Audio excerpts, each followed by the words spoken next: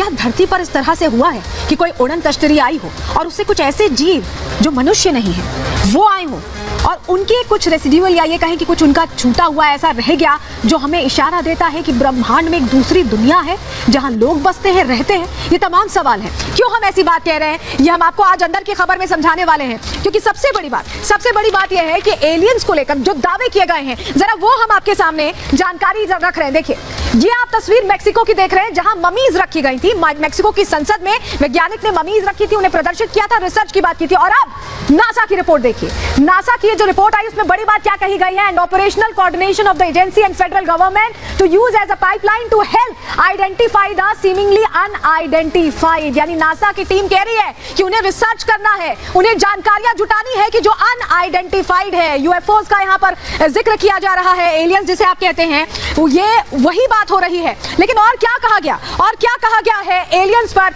NASA की report में क्या खुलासे किए गए हैं वो जानकारी आप ग्राफिक्स के जरिए आपके सामने रख रहे हैं। वो जानकारी आपको बताने जा रहे हैं, क्योंकि यूएफओ पर देखिए 33 पन्नों की रिपोर्ट जारी की गई है। इस रिपोर्ट में क्या क्या कहा गया है कि धरती से बाहर एलियन की मौजूदगी है, ऐसे संकेत इस रिपोर्ट में दिए गए हैं। इसके अलावा क्या कहा गया? ब्रह्मांड में कहीं भी एलियन होने की संभावना, ब्रह्मांड बहुत बड़ा है और इसमें कहीं एलियन हो सकते हैं, इससे इनकार नहीं कर रहा नासा भी। अगला पॉइंट क्या कहता है? एयर स्पेस की सुरक्षा के लिए यूएफओ बहुत बड़ा खतरा है, बहुत बड़ा थ्रेट है यूएफओस। अगर हम कहें एयर स्पेस के लिए बारीक तकनीकी अध्ययन की, ऐसे में स्टडी की, रिसर्च की जरूरत नासा भी बता रहा है। आप इसका अर्थ समझिए, एआई और मशीन लर्निंग सबसे अहम उपकरण है इस रिसर्च के लिए, स्टडी के लिए। नासा ने वैज्ञानिकों की ऐसे में एक विशेष टीम, स्पेशलाइज्ड टीम बना ली है। रिसर्च टीम में 16 ग्रुप के सदस्य शामिल हैं।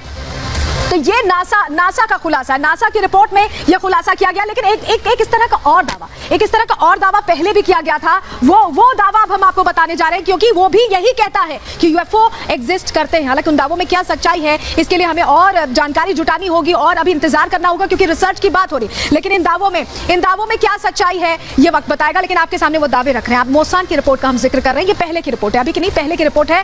पेरू के खान से एलियन के शव बरामद होने की बात मोसान की तरफ से कही गई। 2017 में शैवाल खान ने शव बरामद किए, ये जानकारी जो मिली है। मेक्सिको की संसद में गैर इंसानी जीव कहकर इन्हें संबोधित किया गया। डीएनए रिपोर्ट इंसानों से बहुत ज्यादा अलग थी, क्योंकि जांच की जा रही थी। शवों का 30% डीएनए रहस्यमय यानी पूरी तरह से अज्ञात था, अननोन था, और ऐसे में इनकी उत्पत्ति इंसान की तरह नहीं हुई है। जब डीएनए रिपोर्ट को क्लासिफाई किया गया तो यह समझा गया 1000 साल से ज्यादा पुराने शव ये बताए गए, और यूएफओ क्रैश होने की वजह से ये मलबे में दब गए, ये भी कहा गया। तो एक तरह से ये बात कही गई। लेकिन आप समझिए कि ये जो दावे थे इनकी सच्चाई क्या है, इसको लेकर अभी तमाम तथ्यों पर जांच चल रही है। लेकिन